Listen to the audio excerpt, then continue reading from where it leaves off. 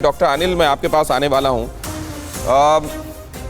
आपने कहा कि हम भगवान को प्रणाम करके, उनका स्मरण करके और फिर अपना काम शुरू करते हैं। स्मरण को भी कोई रिप्लेस नहीं कर सकता और कर्म की अपनी महत्ता है। लेकिन मैं ये जानना चाहता हूँ कि ये सब कहीं आप लोगों के दिमाग में भी ये छू कर जाती है कि ये बातें कि आज सूर्य ग्रहण है और आसपास के जो घटनाएं हैं, घटनाक्रम हैं, उनको आप कहीं जोड़ कर देखते हैं क्या, या आपका दिमाग उस तरीके से ट्रेंड होता है, आप लोगों की जो ट्रेनिंग होती है उसके हिसाब से, साइंटिस्ट होने के नाते कि आप उस पर ध्यान नहीं देते?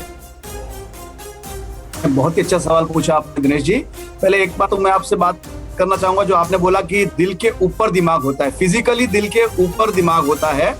मैं हार्ट स्पेशलिस्ट यानी दिल का डॉक्टर हूं, लेकिन दिमाग का इस्तेमाल किया है। लेकिन आपको मैं बताऊं, दिल और दिमाग कितना भी लगा लें, कुछ ना कुछ पावर है जो इन सबके बियॉन्ड है, जो हम खाली महसूस कर सकते हैं।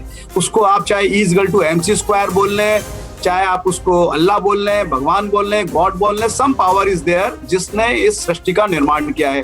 वो वैज्ञानिक एविडेंस हमारे पास नहीं है, तो हम डे टू डे एक्टिविटी करते हैं एविडेंस के बेस पे कि हार्ट अटैक आया, एंजियोप्लास्टी करनी है, बीपी बढ़ा, दवाई देनी है, कोरोना आया, ऑक्सीजन हम दे दो, ऑक्सीजन का मुई तू। ये तो है विज्ञान। लेकिन मैं आपको बताऊं, हमारी डे टू डे की एक्टिविटी के अंदर 10% जो काम होते हैं वो हम प्लान करके साइंस के बेस पे करते हैं, 90% हम अपने विश्वास के आधार पे करते हैं।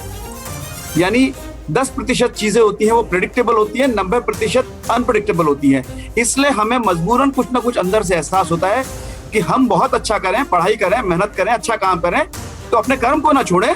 लेकिन ये ध्यान रखें कि हम सभी इंसानों के ऊपर कोई ना कोई पावर है जिसने हमें बनाया है, तो उसका ध्यान रखें, उसको रिक्वेस्ट करें कि वो हमें कार्य करने में ध्यान रखे।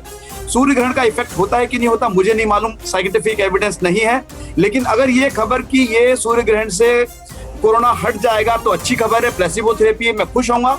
लेकिन 4 चीजें ना भूलें: मास्क पहनना, हाथ को धोना और सोशल डिस्टेंसिंग। तो इन सब का, अध्यात्म का और विज्ञान का, दोनों का सम्मिश्रण करके अपनी डे टू डे जिंदगी जिए, ये मेरी आप सभी को सलाह है। ये आपने जो बात कही ना, इसी में सारा सब कुछ छिपा हुआ है कि 10% हम प्रेडिक्ट कर सकते हैं, 90% हम प्रेडिक्ट नहीं कर सकते। इसका मतलब ये है कि हम अभी जो चले हैं, देखिए असल में मसला ये है कि हम वो राह जो हमारे धर्माचार्यों ने, हमारे ऋषियों मुनियों ने बहुत पहले तय कर ली थी, हमने उसको फिर से तय करना शुरू किया है। हमारे हाथ में एक टॉर्च है जिसका नाम विज्ञान है। उसकी रोशनी में हम जिसको देखते हैं उसको हम मानते हैं कि हाँ, ये हमारी टॉर्च ने दिखाया है, इस रोशनी में ये बात सही है, क्योंकि वो तर्क के आधार पर बनी हुई टॉर्च है। लेकिन ये भी मानना पड़ेगा कि उसकी रोशनी हर एक जगह पर नहीं पड़ रही है।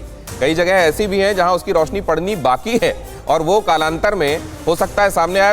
परवाह देश की, सोमवार से शुक्रवार रात 10 बजे TV9 भारतवर्ष पर।